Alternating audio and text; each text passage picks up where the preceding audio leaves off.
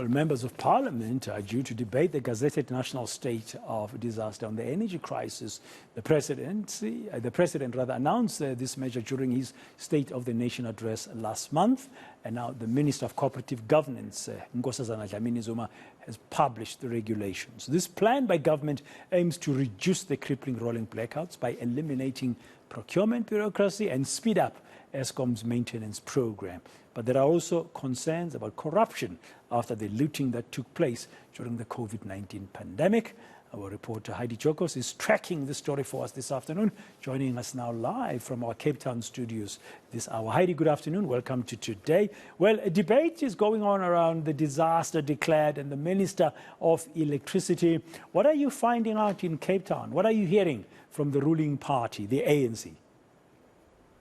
Yes, I must say it's quite a robust discussion that's currently underway with this mini plenary debates focusing specifically on the decision to have a state of disaster declared, specifically dealing with the energy crisis and the appointment of a Minister of Electricity. You have political parties raising major concerns about whether or not this is actually the solution and as to whether or not it's just throwing money at the problem and not actually finding proper solutions to ending this electricity crisis.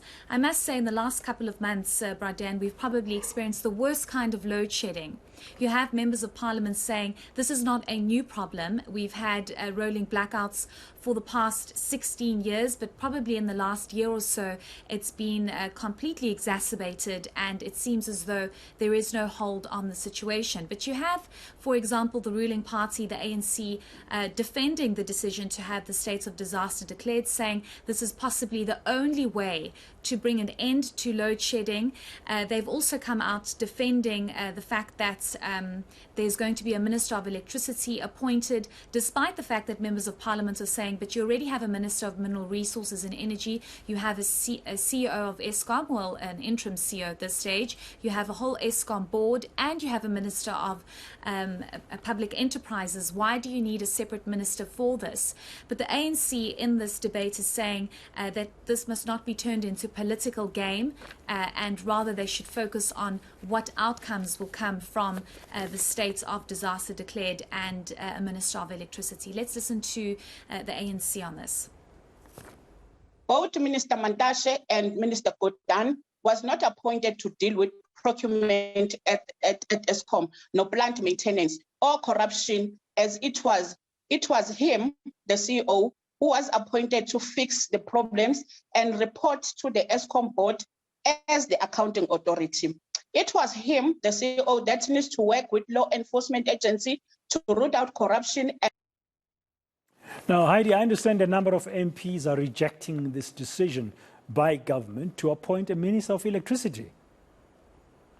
Yes, it's quite a robust debate that's currently underway in this mini plenary debate that's going on. I must say some words have been used against a number of members of parliament, but that's a robust discussion. That's normally what happens in parliament. But at the end of the day, it's not about deflecting and making sure that they address the issue, which is the energy crisis. This is possibly the first time the country has ever had to deal with a state of disaster, specifically linked to an energy crisis.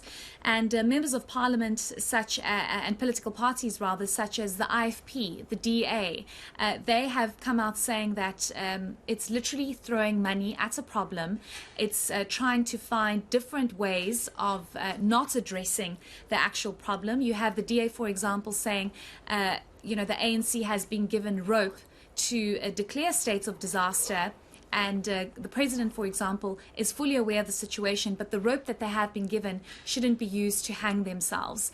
And the country is, of course, in complete distress. We all know the serious impact that rolling blackouts has had on every single sphere of our economy, our society, on people's lives.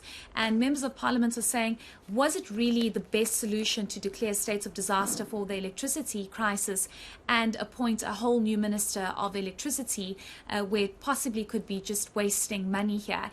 The debate is still going on, but you have members of parliament saying this isn't the solution and really going for the ruling party, the ANC, and saying that this only opens up the door for further corruption. We saw what happened when a state of disaster disaster was declared during the COVID-19 pandemic. There was major tender procurement issues.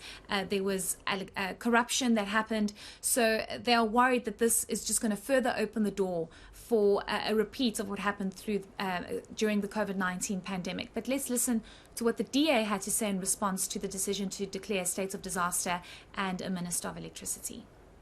It's on moving at a snail's pace to deal with the impediments within the utility while we yo-yo between increasingly deleterious stages of load shedding. It's on throwing money at the problem without dealing with the underlying issues, and this successive and ANC governments have created and frankly lived off. It is this attitude which says you have to enable some people to eat, which feeds malfeasance and characterizes the government's response to arguably the most crippling crisis that South Africans and our economy have faced. Okay, view there from the DA in that parliamentary debate. Getting an update from our reporter in Cape Town, Heidi Giokos.